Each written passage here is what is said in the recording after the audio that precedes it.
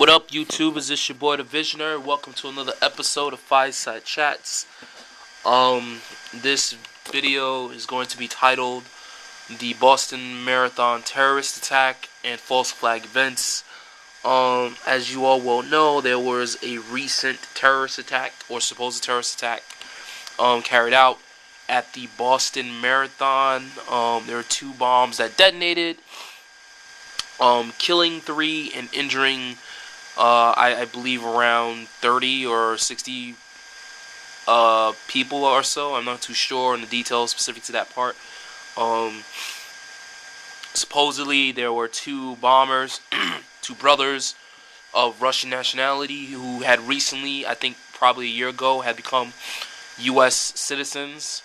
And as details of the case come out, there's all sorts of things that are flying around. Here's my disclaimer. I'm saying this off the bat. Just like I said with all the other supposed terrorist attacks or mass casualties or massacres, I feel this is a false flag event. And here's the reasons why I feel this is a false flag event. Number one, it happened to coincide specifically with the gun law registration that they were supposed to pass, because they were supposed to pass it on the 15th, and that was when the final vote was supposed to go in. And magically, all of a sudden, there was a terrorist attack on that exact day that, a vote was supposed to get in. And, some people might say, well, why would you do this? Well, obviously, if you understand psychology, if you want certain things to be passed in law and legislation, if you sort of scare people enough, to the point where they feel like they feel more safer if they pass these laws, then that would be a reason why you would, try to do a false flag event, period. So they was having this gun legislation trying to get passed in Congress and Senate, and it failed miserably on its ass. Congratulations to all the motherfuckers who woke up and saw that shit was bullshit. That was in Congress and Senate. Standing round of applause, this and that. So that's the major reason why, false flag, because it's supposed to make people look the other way while something else is going on, you know what I mean? And for that specific fact that something majorly important in regards to Congress and Senate and new laws being passed was going down, and that would actually force people or scare people enough to actually go, you know what? I'm actually starting to feel afraid, you know what I mean? I'm going to sign this law because it's going to make me feel like I am strong and protected, and makes me feel safe, shit like that. The other thing that, I don't know, you can call this an iffy. This is a pseudo reason. The first one was an actual reason. That's proven that false flags are real events, that they've been carried out by many governments, including our own specifically. But the next reason is a pseudo reason. I call it a pseudo reason because it's really more of an observational analysis of what's going on. But as things progress, right? The story is basically that there's 2 Russian guys who were brothers who immigrated from Russia like a couple years ago, and they became national citizens a year ago, nationalized. Magically, they are supposed to be Muslim. They're supposed to be religiously Muslim, and they hail from the Chechen Republic, or the Chechen. They are Russian Chechens or some shit like that. And the Chechen people, the history of that piece of land that's like bordering Russia and other Arabic or Muslim countries. The thing is that there's a lot of history dealing with that stretch of land and those group of people, because they've always been fighting other minorities that are in that area. More particularly, the national-born Russians, as opposed to the Russians who intermingled with the Arabs in that area, and they became, Arabic or Islamic Islamic Muslims in that particular area. And there's a character named Zbigniew Brzezinski. I talked about him a number of times in other videos, where he basically said, you know what, when he helped to create, or basically when he created Al Qaeda. That's basically the issue. He created Al Qaeda. He said the idea behind Al Qaeda is to create a movement that can be asleep and then woken up at a day's notice, and it can be spread throughout the world in order to fulfill certain security objectives around foreign policy objectives around the world. So one of his strategies was that to instill hostilities between fighting different clashing minorities, and one of these conflicts was in the Chechen Republic, because there's been a lot of fighting, a lot of war going on over there on that fucking border, and a lot of shit has been stirred up by U.S. foreign policy advisors and diplomats going over there and starting shit up, specifically Zbigniew Brzezinski.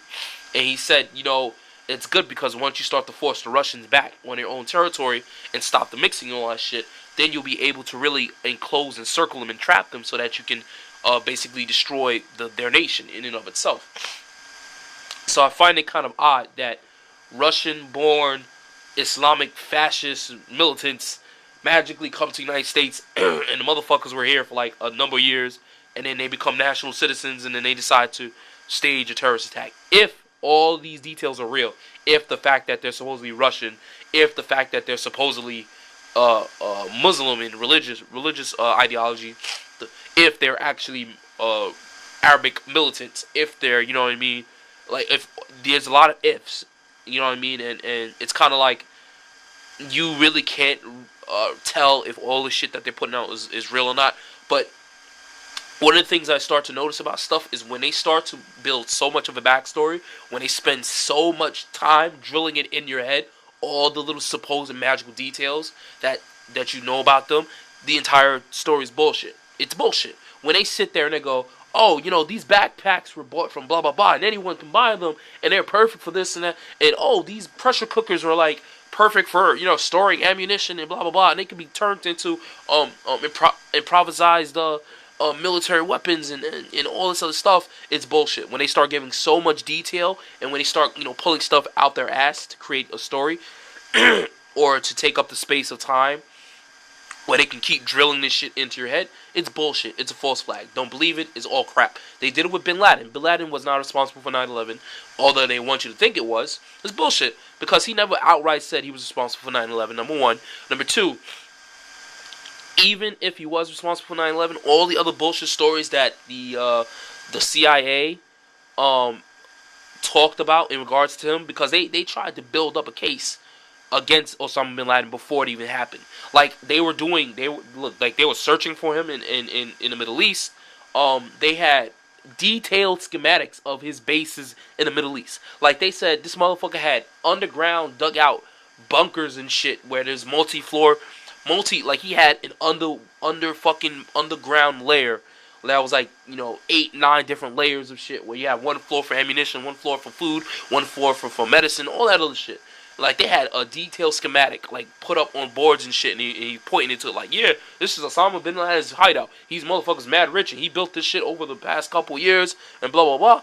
It was all bullshit. There was no such thing. We bombed that place to hell so much that no one can actually go into any of these caves to really verify any shit. And there weren't any fucking layers. Like there are mountainous people. They just lived in the cave. They didn't hollow the shit out. They didn't go dig that deep down in the fucking ground and have like a whole bunch of fucking construction done to put in computers and fucking weapon silos and shit like that. It was all bullshit. That's how you know it's bullshit, because they're trying to go into so much detail about shit when it's bull crap. And then I'm hearing the whole story where CNN had released a story where they said, yeah, these guys were being watched by the FBI. So you mean to tell me you were watching these motherfuckers for how long? Like literally 2 years ago, and now they commit their little shit? Like, first off, I want to know, why were you watching them in the first place? What made you watch them? Period. There must have been something that said, hey, yo, there's a green light that was on that said watch them. If you don't reveal what that is, then you're watching them for no reason, or you were just building up a backstory to make it seem like, oh, you were watching them for something. It's bullshit. I will tell you one thing. Before this bombing happened, I'm going to tell you right now, it was an observation that I had made probably a few days before this shit happened. When I go to work and when I come home from work, I have to stop off on 14th Street to get a transfer. So as I was coming home, like probably 2 nights in a row, I kept running into federal police officers, basically cops with M16 submachine guns and shit, full body armor, ready to go, like at a moment's notice, period. And this was like probably on the 12th, the 11th or 12th.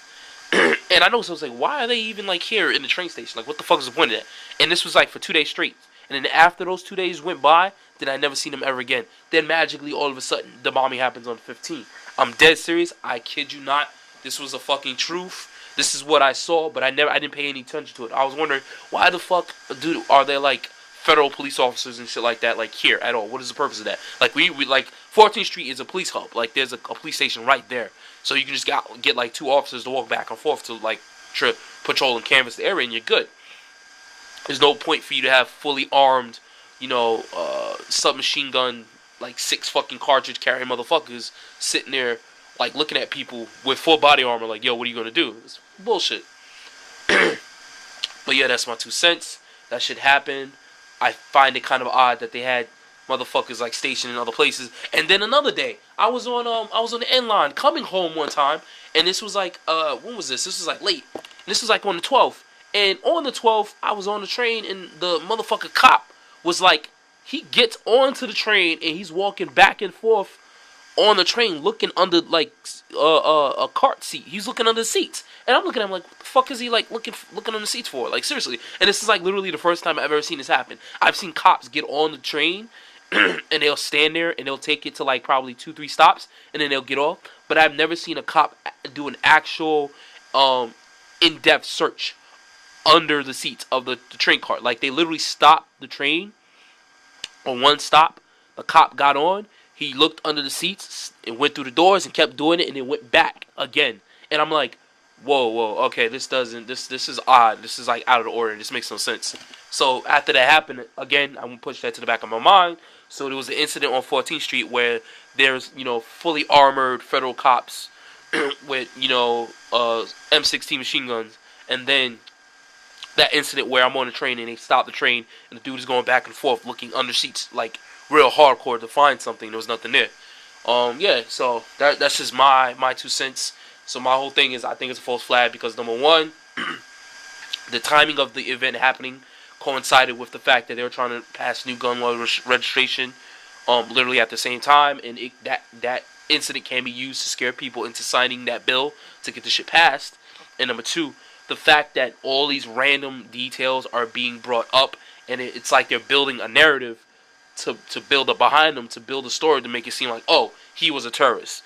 It was all fucking random. It was all random to me, period. So it was building up narrative, and they're building up upon it so much that they're putting so much energy into forcing it into your head that, oh, he bought it at this place, he bought it at this time, this is the type of book bag he bought, oh, he was connected to this, oh, he had Facebook connections to some terrorist group in the Chechen Republic and all other shit. It was bullshit. It was all a created and fabricated backstory and storyline to frame the motherfuckers. That's just my opinion on the fucking subject.